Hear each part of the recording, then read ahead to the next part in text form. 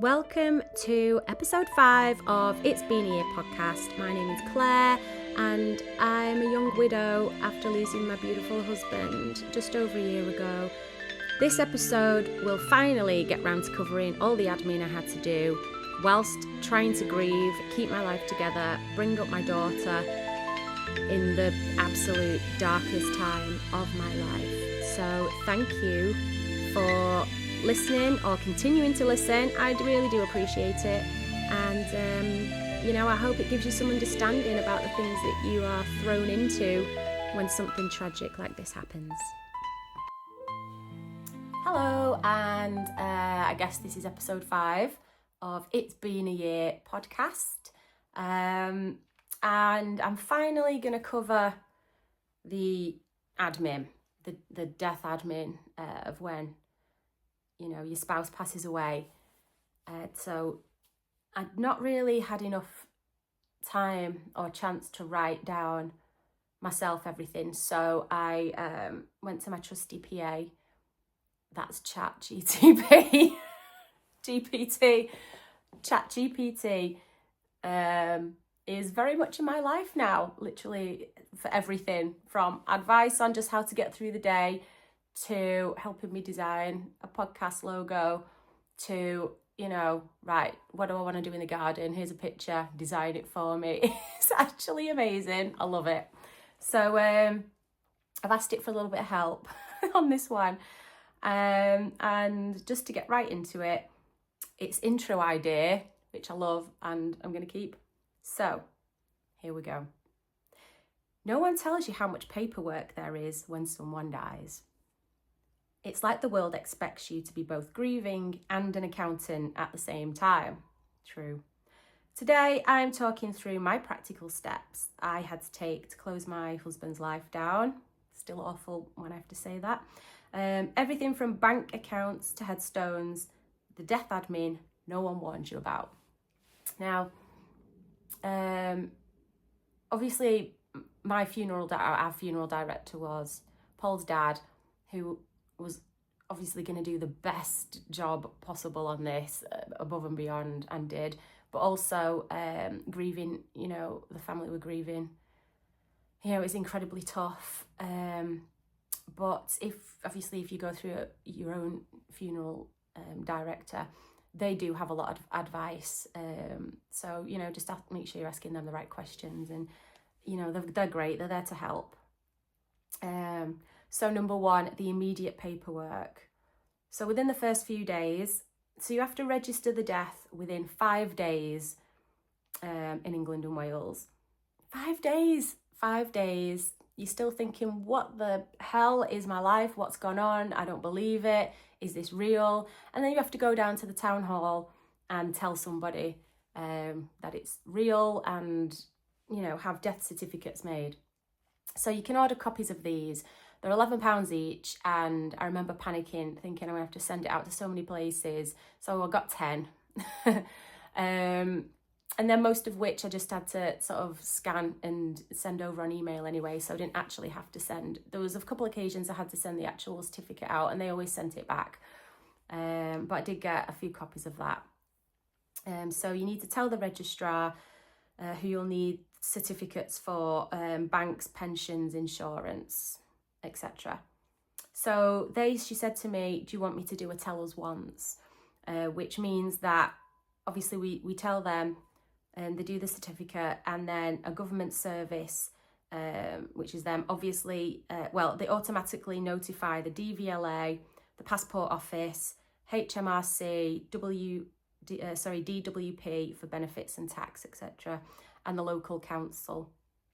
So that actually really helps. Sort of within a week or two, my council tax had come in with obviously the single person discount on there, so that price changed.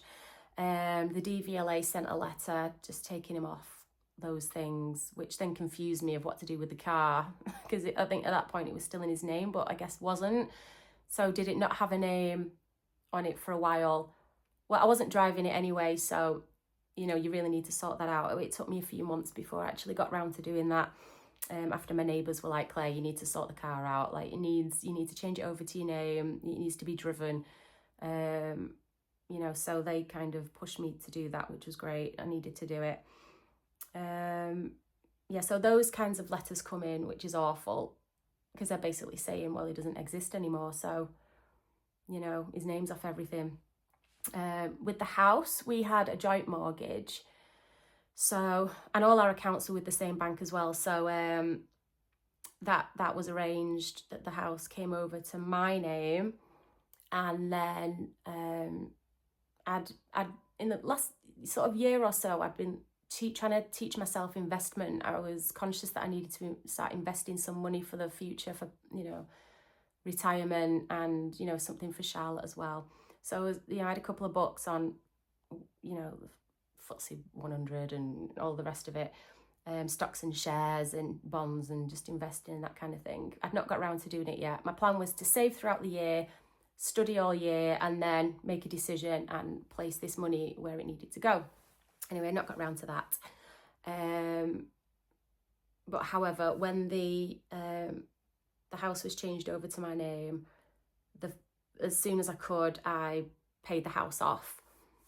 So we do own the house now, and sort of the land around it, which is another completely separate story, because I had to find 2 companies who had different parts of it, and then negotiate. You can negotiate for your land as well, so we're in a back and forth for a while. I did get a bit of money off, not as much as I'd hoped, but, you know, it does wear you down as well. You just sometimes think, I've even got the energy to do that.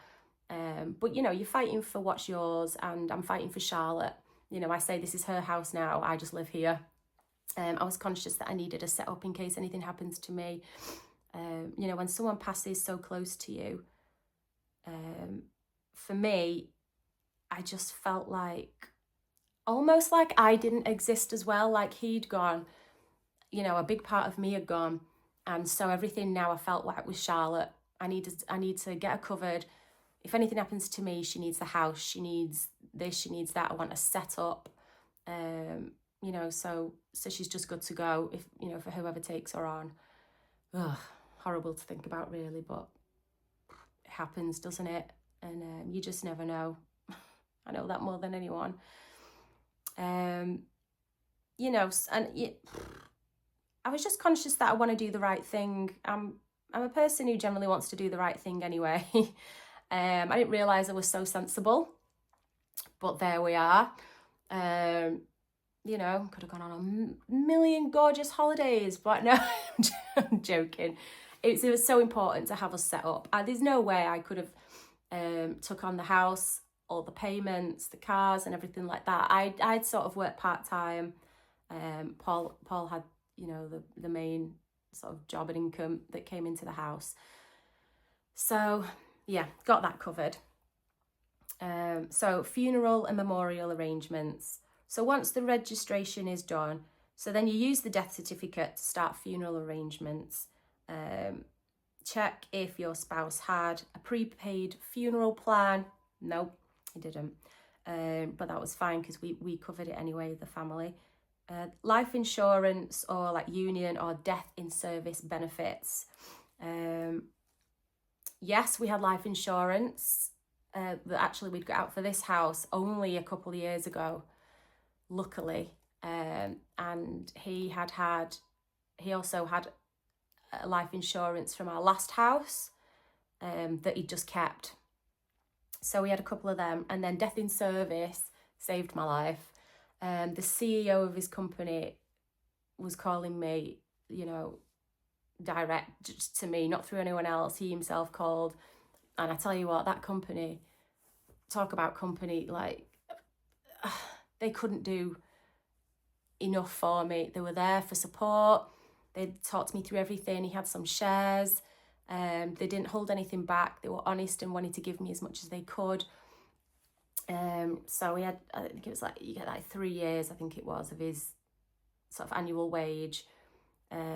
So, and some shares and things like that. So with that money, I have recently, talk about investing, I put it into a bond, and obviously you can get interest at the end of the year, or they can pay you monthly on that.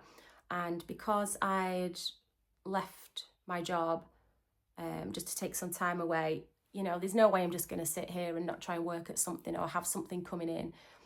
So I do get a monthly payment, the monthly interest on that, which really helps. So I do have some money coming in, luckily.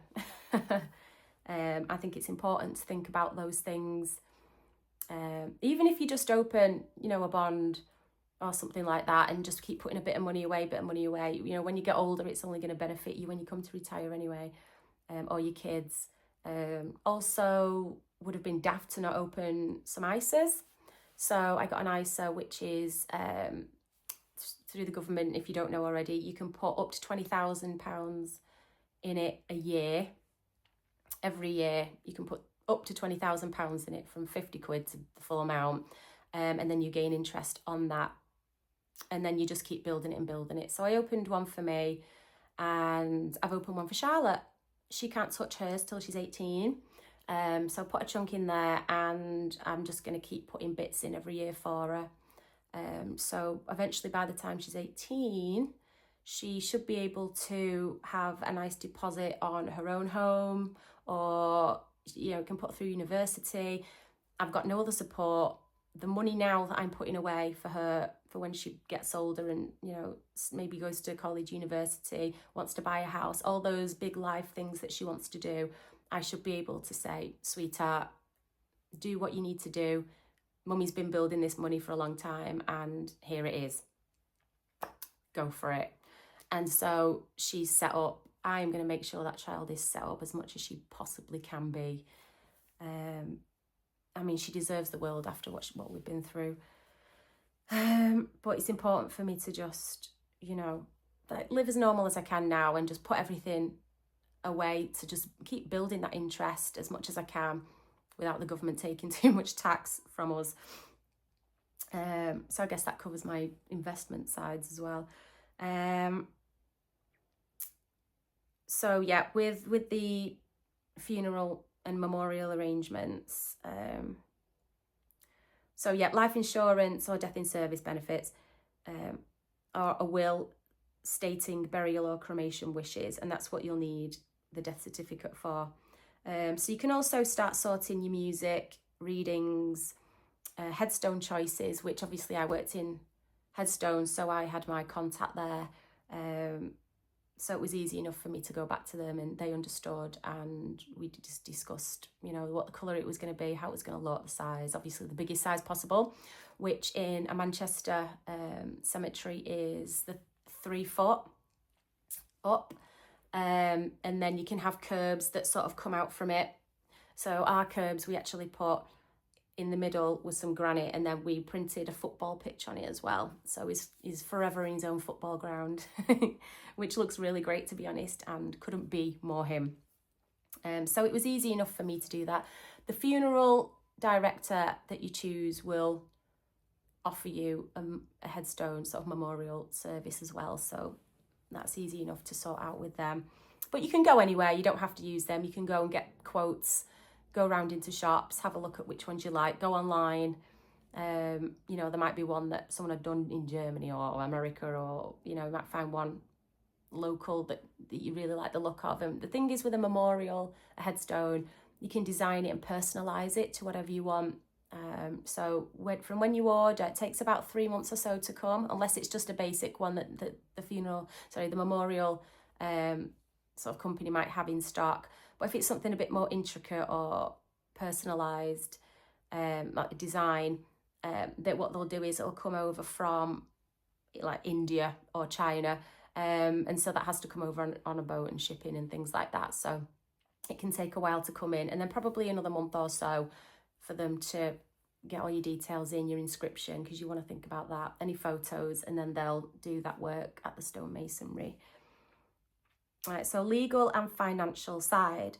So if there's a will, Paul didn't have a will, but because we're married and he didn't have any large assets solely in his name, everything just got changed over to me, which to be fair, I'm sure can be more complicated. For example, if a parent dies and then you've got to pay inheritance tax, you might have siblings, that's when it gets messy. Even though I didn't do the funerals in the funeral job, with the memorials, the families were just, really can separate families, this kind of thing. You know, with decisions and then, well, money as well.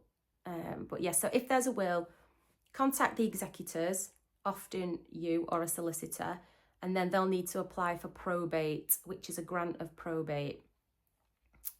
So I just typed in about probate just to explain what that is, in case you don't know. So probate is something you've got to pay for. It's a government fee. So it's £273, and this is the standard probate application fee charged by HM Courts and Tribunals Service. So if the estate, it applies if the estate is worth more than £5,000, and if the estate is under £5,000, there's no fee. So they'll just offer you the grant of probate sort of certificate. So you pay this when applying for the grant of probate, if there's a will, or letters of administration if there isn't a will. So you'd get a letter of administration, which I got. So a tip: the fee covers the main grant plus 1 copy of the certificate. Each extra official copy, because you might want several, costs about £1.50 each. So order them right away, because banks and pension firms, etc., all want originals. So make sure you're getting a couple of copies, a few copies. When you might not need probate. So you often don't need a probate if everything was in joint names, like home or joint bank account, me. If there are no large assets solely in your late spouse's name, there wasn't anything mega large, the estate is under £5,000 or under the bank's individual threshold. So some can go up to £30,000 without having to get probate. Let's have a look. Okay, so just going back, that explains probate. So finances to close or transfer. This is where the admin mountain begins, and you'll need death certificate copies, ID for yourself. Just going off to the red book. Oh, the red book. This has, I think I spoke about the red book in the last episode. This is the book I picked up. It was empty at the time. I opened it up. I was on the phone. I opened it up, and the first thing I wrote in it, just in the middle, was the coroner's number. And that's where it all started. The coroner's number, in big felt tip pen. Wow. I never thought I'd be writing that down. I never thought I'd be writing a coroner's number down in for my Paul. You know, at this age, it's just insane. But then, I mean, there's stuff everywhere. And on the very first page, you know, where you get a diary and it says, in case of a loss, please return to, and then there's just my national insurance number because I needed it handy, because you do need it for a lot of things. And then his national insurance number as well, because, you know, there's certain people you can't get past on the phone to sort something out without giving the national insurance number. So luckily, I think you get it when you're 16, don't you, or something in school. We both still have our original cards in our wallets. So his was easy to find, thank God. I can't tell you if you've lost it where you would find that. I have no idea. I'm sure you'd be able to get it somewhere. So ID for yourself, death certificate copies, and marriage certificate, which I did also have to send off a copy of my marriage certificate. I can't remember who to, I'm so sorry, but I guess if they ask for it, you're going to need that copy. So you need to work through bank accounts. So obviously we're with the same bank. I printed off our monthly statement for the joint account, which Paul put into, once he got paid, he put a load of money over, and that covered everything in the house, from, you know, TV to TV license to the things we watch, Disney Plus and Netflix, things like that, gas, electric, you know, water. On our estate where we live, we pay a monthly fee for someone to come in, and like everybody pays a monthly fee for just the upkeep of our estate. So there's that. You know, all the things that come out monthly, insurances and things like that. So I had to write that down tot it all up and make sure I could cover that somehow, got rid of what I didn't need. And then I printed off the last few months of his personal bank statements, so I knew what monthly things he had to pay on his side, cancel whatever needed cancelling straight away, so I didn't have to think about it, and it wasn't trying to come out or bounce or, you know, those kinds of things. So it's just extra work having to ring a company to explain why something's bounced and whatnot. It's just a lot when you're trying to grieve and you're thrown into this hole of not really knowing what to do. And, you know, it's so new. And like I say, I didn't have a solicitor to go through all these things. I just did it as and when it came, found a letter, called them up. But I was eager to get things closed down ASAP. So that gave me the drive to do it, because I knew I had to get it all done so I could just sit and grieve for my husband and bring Charlotte up and be present as a mum, try and heal, those kinds of things, and just get on with life. So bank accounts, credit cards and loans. So yeah, he had a couple of credit cards and a loan. I think he just got out to cover some of our new car.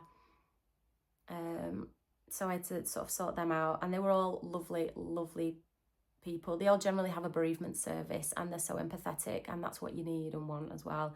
I remember being on the phone once, and it's like a hold music, and you know what? I recorded it because it was just, I couldn't believe, it's just so annoying. And they had me on hold for ages, and I'm thinking, are you serious? Like, this is like a bereavement line. You're keeping me hanging on like this. I'm literally about to be in floods of tears because I'm having to sort it out in the first place, and you've got me on this elevator music. It was a bad elevator music though, so, you know, I don't mind a good one. I'll have a little boogie or whatever, but no, it was shocking. So mortgage or rent agreements. Mortgage came over to me because it was in joint name. Utility bills, yeah, electric, gas, water, phone, broadband. Oh, broadband. Well, he was the techie one once, he sorted all that out. Didn't have a clue. Subscriptions, oh yeah, Amazon, Netflix, insurance, HMRC, tax refunds, pension providers. Some have bereavement payouts. I'd called in all his pensions, so I got some money from them in the thought of that I will reinvest. So that's kind of still sat there. Or maybe it's in the bond actually. Life insurance or death insurance, yep, so he had that as well, so called it all in. Investments, ISAs and shares. As far as I know, we didn't invest or have an ISA. He had some shares that presented themselves through jobs, through his last job mainly. I don't know what would happen if I've missed any of them actually. Do they just carry on building? Do I get a letter, or does he get an email eventually, or are people just gonna not tell me about it? And, you know, I don't know. That's something again. I mean, like I say, it's been over a year and I've still got question marks over a few things. Like I know he invested in crypto years ago. I guess just after the Bitcoin went huge, I think a lot of people thought, oh, I'm going to get in on this, and then it didn't really do anything, did it? But he did look into it, and he does still get emails from a company. I think, well, I can't get into it, it's so hard. I'm gonna, like I think I mentioned as well in the last episode, that's something I need to look into. I need to get it changed over to me, and maybe I will just keep it there. Or maybe he's not at all. Maybe he took it all out. I should imagine he probably did if it wasn't doing much. Need to look at that. Property, vehicles and possessions. House, transfer the deeds or tenancy if applicable. Yeah, tick. Council tax, may get bereavement discounts. I don't know if I got bereavement discount, but I did get single person discount, which I think's like 25% off or something, isn't it? Car, inform DVLA, the insurer, and sell or re-register. Kept his car, sold mine in the January eventually. The DVLA was already informed when I'd gone ahead to register his death and get the certificate. So that was already taken care of. Oh, digital and online accounts. Minefield. Still something that's kind of ongoing. So email. He had a couple of emails. He had a Google account, and then, but it's like he set up accounts, and then he'd sort of paid for, so you could make your own personal account, but then it goes to your Google account. So it's kind of like a facade. Like, you know, I can't think of the word. So I had to try and trace that back to what his original name was that he chose, and then the name that it shows out in the world that you give to people, that's the personalized name. And I didn't know anything about that. Even my personal email address, you know, it's our names at name.com or .co.uk, but there's an original email that you have to set up first, so it has to go back to something. So I had to trace all that back. Facebook has a memorialization option. He didn't really use it anyway, but I'd quickly told Apple that it passed, and then I couldn't get into his account. Then after that, he shut it down. So one day, I remember my sister messaging me with a sad face because it said Paul Hilton has left the group, and I didn't know anything about that. And I guess after 9 months of him not talking on it or using it or whatever, you know, it chucked him out of groups. So if he was in a group with you and he's left, it wasn't me. It's done it automatically. I couldn't see, obviously how you have to refresh your apps every now and then. You have to update them for them to work, and I couldn't update his apps because it wouldn't let me in to do it. And because they're, you know, however many updates over a year, and it was so behind, so I think it just started to shut down. Yeah, Apple and Google accounts can be closed or downloaded. I've kept on with his emails there. Still not sure what to do with them, but for now they're just sat there. A couple of them I'm paying for. Google accounts there. I think he used for the football actually. But yeah, I've not closed them or anything yet. I'm still, you know, maybe give that another year in case there's anything that is still coming in. Mobile phone contracts, closed his contract and set him up as sort of pay as you go, just in case. You know, I'll probably give Charlotte his phone eventually and pass his number onto her. Apple ID, yeah, Apple ID.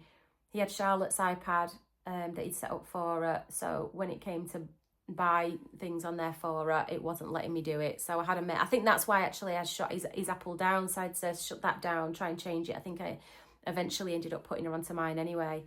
Bit of a rookie mistake that really, because I could have done with his, like I say, updating his apps and things like that, but by doing that, by panicking really, you know, and about Charlotte, just keeping her on with her normal things that she wanted, yeah, I ended up accidentally shutting that down, I suppose, and I guess once it's done, it's done. Yeah, it's put here, it's strange closing someone's next Netflix account when you can still hear them laugh at a show or in your head.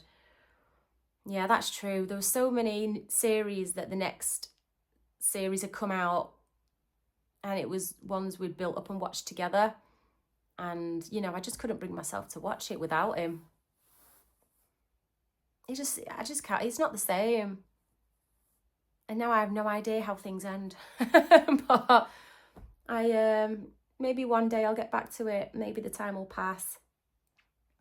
Maybe I'll restart it again in years on my own, and but it's just not the same. Like, I think I tried to watch one new series and I couldn't get past the first 5 minutes. I was like, no, I can't. I just can't do it. It was too much. The emotional admin, so the invisible stuff. Redirect mail to stop the daily reminders. You does still get some mail, not much, but that's a dagger to the old heart. Change contact names, like when husband is still saved on your phone. So he's in my phone as Husband Bear, and I put him top of the list so he was easy to access whenever I needed to ring him. It's still there. I'm just used to seeing it. It made me sad for a little while, but it doesn't now. But there's no way I'm getting rid of it because he's my husband and that's where his number will live. So decide what to do with photos, voicemail and wedding rings. Photos, I airdropped everything. A lot of photos that he had of the family trips to my phone. So I've got them there to go through and look at. Videos he took that I didn't have or I'd not seen for a while. You know, I'm like a little magpie. I just like to gather everything in just so I can sit on it and then decide what to do with it. But as long as it's here with me, I know it's not out there somewhere else. You know, I didn't know what was going to happen with his phone. Could it just die and all his pictures go? I was like, right, I'm getting those in there, my precious memories, and it's my life. And just, like I say, calling in insurances and things like that. You know, I didn't want to leave it. I'm sure some people leave it for a while. They don't know what to do, or a solicitor can help. However, I just got stuck in and took it head on and gathered it all in myself. Yeah, wedding rings. Yeah, I mean, I'll go out, I'll still wear my wedding ring every now and then. Maybe sometimes I'll wear it on the other hand and I'll put my engagement ring on, well, my ring finger. Sometimes I'll wear both of my rings and his as well. But yeah, I mean, it's just what you want to do with those, I guess. It might sound a bit silly talking about it, but actually it's a big thought when it's you. The rings are what bonded you together. The rings are the commitment you made to one another when you had the marriage ceremony, and you know, the rings are you and that person tethered together, you know, forever. So, you know, essentially those rings are us, and I'm not going to melt them down or anything. I'm going to keep them. I'm not going to wear them on a necklace. I'm just going to wear them every now and then. So what exists? What exists to help you? So tell us once, which you can do when you register the death within 5 days. I can't, but why 5 days? I mean, I guess they have to do it quickly, but my God, 5 days. Then there's a probate helpline. Thank you, Chat GPT, because I didn't know that. So that's 0300 123 1072. I'm sure you can put everything in chat, but you know, in years to come, hopefully many, many, many years, if you're having to go through this, I'm sure there'll be better things than chat GPT then. But wow, what a tool. Citizens advice, that's for free practical support. I mean, there's support everywhere. You know, if you can find it, and that's what I had to find. There's the bereavement support, or widowed and young, which is called Way Widowed and Young. That's a charity.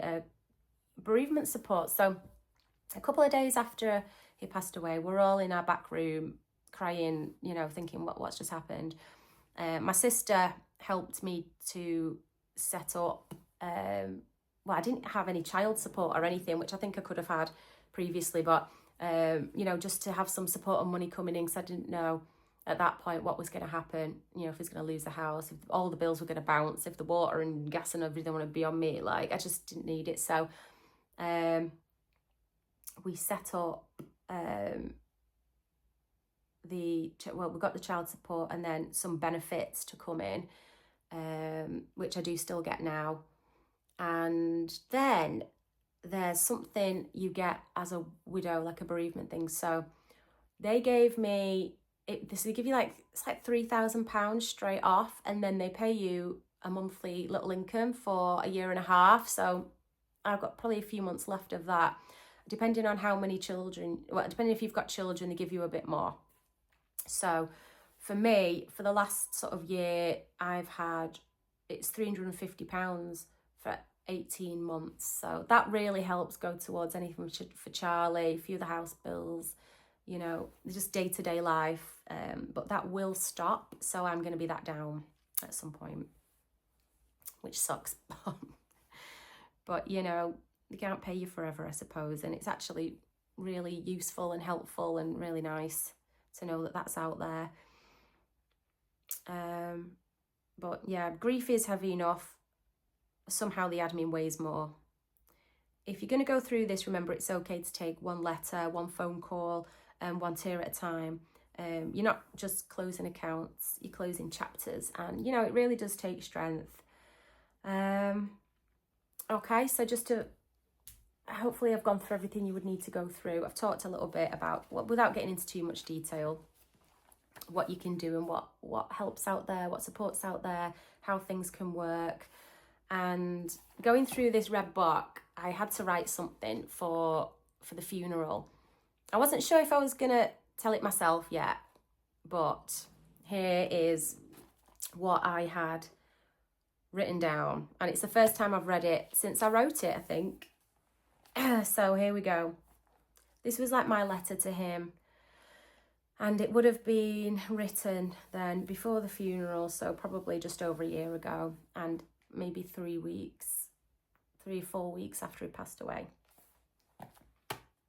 Okay.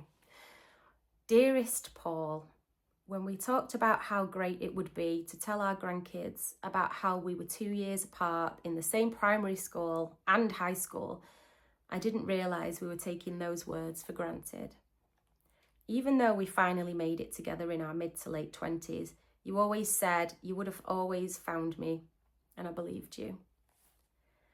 I never forget how you came dressed in a tuxedo to come to my parents' house and make me pancakes just because I said I liked them, or driving me home after every house party. That night when you sang and danced to the song The Most Beautiful Girl in the Room by Flight of the Conchords, that was the moment I fell in love with you. It was so funny and geeky because you couldn't sing or dance. Not long after, we ran off to Memphis together to watch a band, Ryan Adams and the Cardinals, where we started our adventures and fell deeper in love. Especially when you booked a surprise ride on a riverboat on the Mississippi and had a table with a teddy bear and balloons waiting for me. You soppy sod. I remember cringing at that. I thought, oh my God, this boy actually wants to date me. He was so sweet. A year later, we're at Horton Tower in Preston on a ghost tour. When everybody left the tour, except for us. That night, I said yes, I'll marry you. So followed by a champagne dinner and me making sure that you knew if we did this, there would be no divorce. So make sure it's definitely me that you actually want to marry. Our wedding in June of 2011 was the most magical day. We giggled through the service and had the best speeches, with Craig Charles giving us advice via a video message. You don't dance, and I got a dance with you that night to Iris by the Goo Goo Dolls, our first dance. Or at least the first verse before you had the boys grab their girls to come and join us by the chorus. I'll never forget our trip to the West Coast, from San Francisco down to LA and Vegas. The first time we experienced Halloween at Universal Studios in LA, which we talked about all the time, and it started our love affair with America.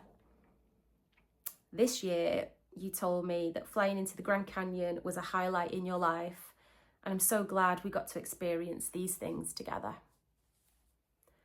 The first time I saw your football side, you were managing the football team, Mace FC, running up and down the pitch, putting the opposition off their game by winding them up. Something must have worked because you always won the league. I knew you were a winner then, and your passion and dedication to the game inspired and impressed me.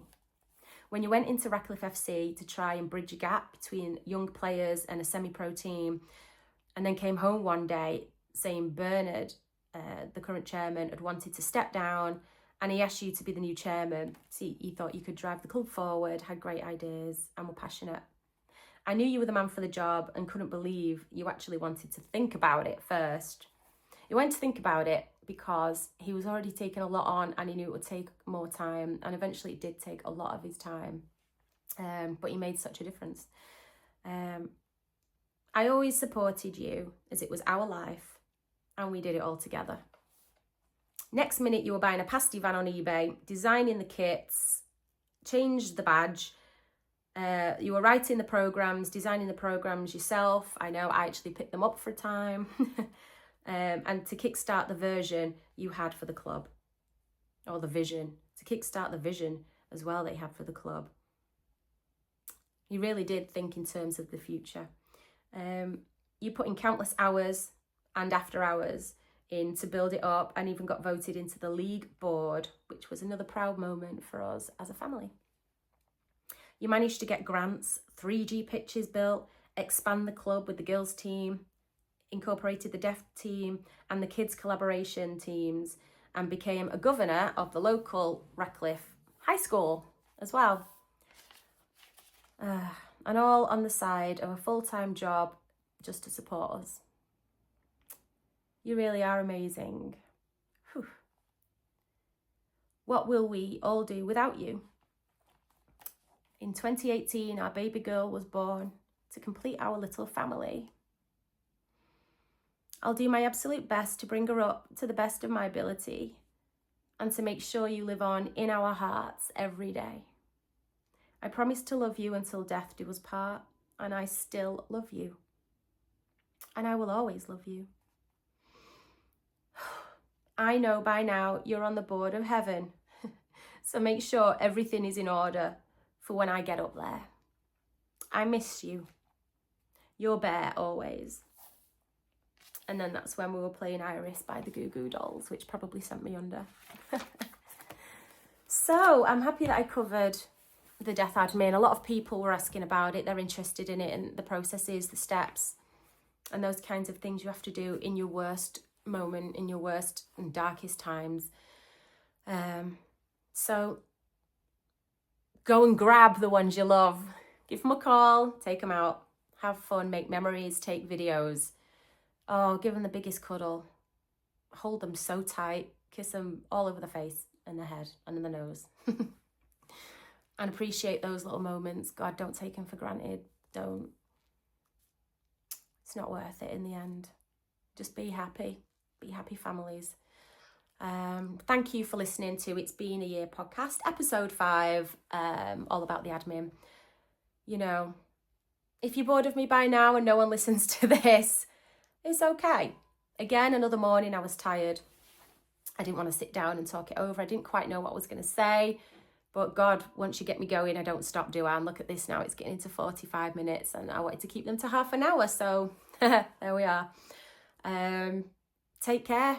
And yeah, there's going to be a week missing because we are going away for my dad's 70th, a family trip abroad.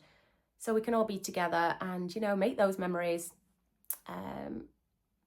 So whilst I'm out there, I'll have a think about some more episodes. If there's anything you want to know, send me a message on the Instagram page, or you can email me at hello@theloveneverdies.com.